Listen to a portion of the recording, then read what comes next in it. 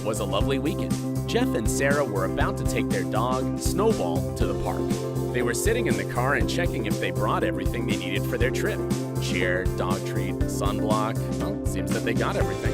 Okay, it seems that they've gotten everything. It's time to go.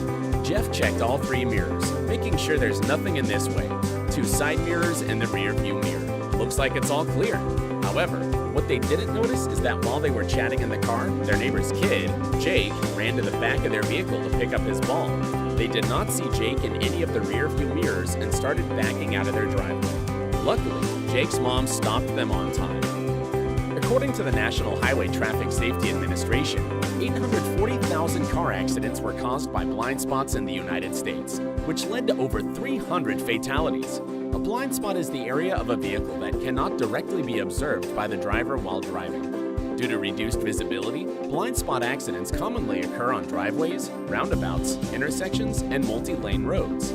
Drivers also fail to check their blind spots when switching lanes, which can subsequently lead to a car accident. To prevent the blind spot accident from happening, please remember to 1. Check your surrounding before you drive. 2. Look over your shoulder before you change lanes or install blind spot-free camera systems.